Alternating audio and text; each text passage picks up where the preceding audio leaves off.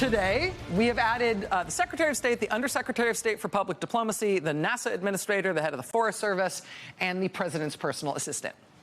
We have gone to the big wall and 3 columns. Anybody else going tonight? There needs to be a new director of the CIA as well. And now tonight, the National Security Advisor is out too. And so, yeah, we're going to need another wall soon. Hi again, everybody. It's 5 o'clock in New York. One of the hallmarks of the first Trump administration was our friend and dear colleague Rachel Maddow and her wall, her giant wall, keeping tabs on and listing all of the many people who left the White House under Trump, often under duress, often fired after a blow-up, many of them unceremoniously fired on Twitter by the ex-president himself for not giving him exactly what he wanted. We share that blast from the past, that time capsule with you, because this time it's not clear that Rachel's going to need a wall, and maybe not one that big, because Donald Trump is now surrounding himself with the kind of people who would never have any tension with him, the kind of people who only say yes, people whose only qualification for the kinds of jobs they're getting are that feature, that fact, that they're loyal only to him, not the Constitution, not the expertise once associated with the agencies they've been tapped to lead. Just take the most recent cabinet picks: a Fox News weekend morning show anchor to head the Department of Defense, a former Democratic congresswoman who publicly spreads Russian talking points, who has been now tapped to lead the nation's spy agencies, and a man who was the target of a years-long federal sex trafficking investigation to lead the Department of Justice. And of course, the breaking news we just brought you in the last hour: a world-famous anti-vaccine activist, Robert Kennedy Jr., to lead the Department of Health and Human Services. Of course, the choices still have to come to pass, either bypass Senate confirmation or, by some ultimate humiliation of the Republicans in the Senate, be confirmed by the Senate. But as the New York Times editorial board writes, quote, Trump clearly expects the Senate to simply roll over and ignore its responsibilities. He wants to turn the leaders of major important agencies into his deputies, remaking the federal government into a Trump Inc. org chart entirely subordinate to him. He recently demanded that the Senate give him the ability to make recess appointments, a way of bypassing the Senate's consent process when the chamber is adjourned for 10 days or more. And it's not just the positions at the top of the agencies that Trump is filling with unqualified yes men and women. He has threatened to purge these departments of civil servants who he believes are not loyal enough to him. The Republican Party has already demonstrated over the last 9 years that they almost always let him have his way with whatever his attention demands. Here's Congressman Troy Nehls of Texas yesterday, right after Trump spoke to the House Republican caucus. Donald Trump he was in there. Everybody loves listening to him. He could have sat in there for another hour, 2 hours, 3 hours, and we'd all be listening attentively. He's the greatest thing since sliced bread. If Donald Trump says jump 3 feet high and scratch your head, we all jump 3 feet high and scratch our heads. That's it. At least they admit it now, year 9. It is sort of a helpful feature. So we're going to forget about the Constitution, the guiding principle of the country and the Republican Party, and replace it with Donald Trump.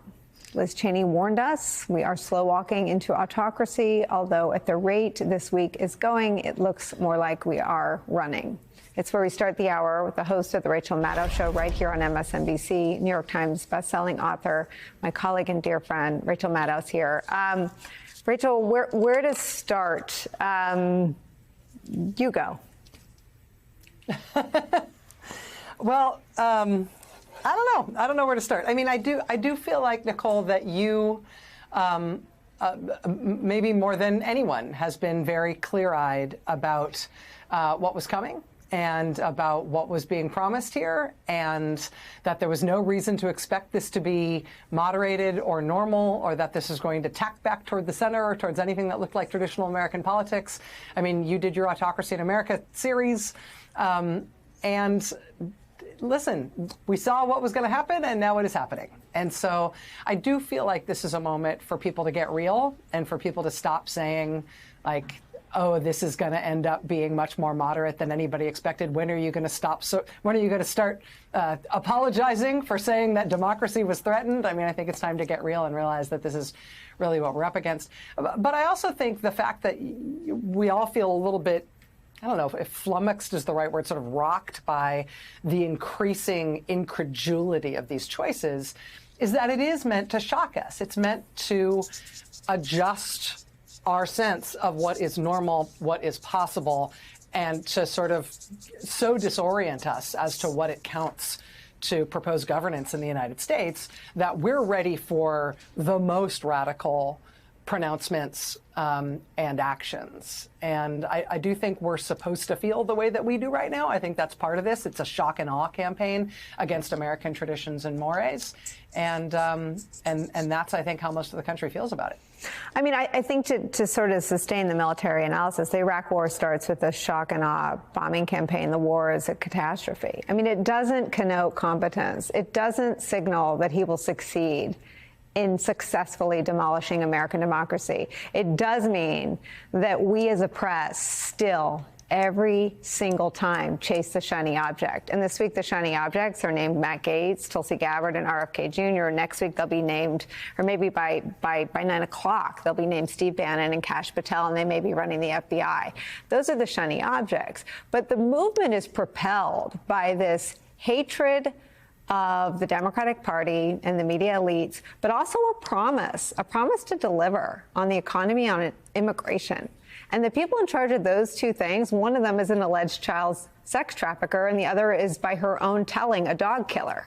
I mean, the competence may be where he gets sort of bollocksed up. I think that the idea of the authoritarian promise is that everything shrivels in government other than the will of the leader, right? So you don't necessarily put a Robert F. Kennedy Jr. in charge of HHS because you're hoping for great things from HHS.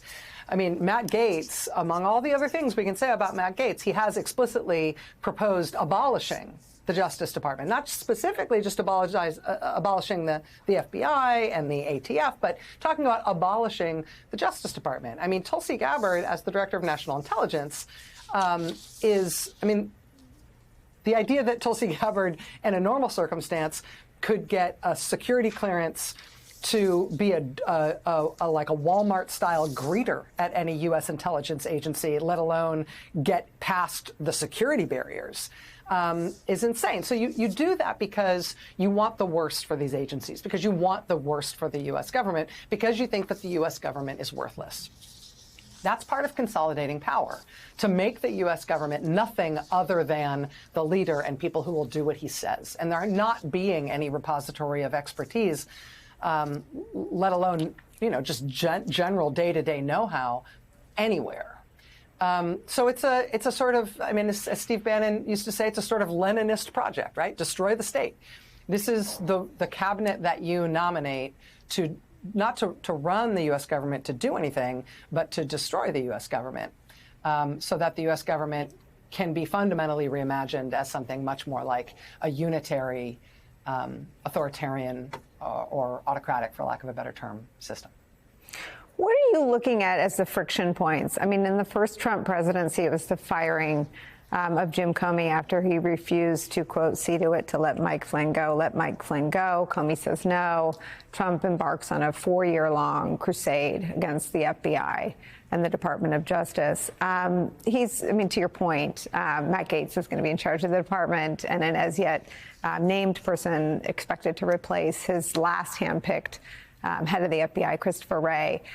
He's sort of threatened Jerome Powell, who said it's illegal for him to replace me. I mean, where do you expect any friction between Trump 2.0 and the institutions that stand? Well, the first one is going to happen over the question not of the appointment of any particular nominee, not of the confirmation process for any particular nominee, but whether there will be a confirmation process for nominees, right? The first point of confrontation is going to be between Trump and the Republican-controlled Senate, and it's going to be over the basic question of whether or not the Senate has any role in confirming any of these nominees, right? Trump will have to go to very arcane, very, very unusual and untested corners of the Constitution and precedent to find any way that he can shut down the House and the Senate himself. He's going to tell Republicans in Congress to shut themselves down, thus marginalizing themselves as one of the three supposedly co-equal branches of government, so that he can set up the executive branch himself without anybody having a say about it.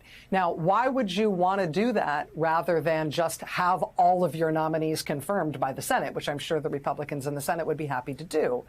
You want them not to have a role in the confirmation process because you want the legislative branch to shrivel. You want the legislative branch to go away, because what authoritarians do is they consolidate power both within the executive and then in the person of the authoritarian leader.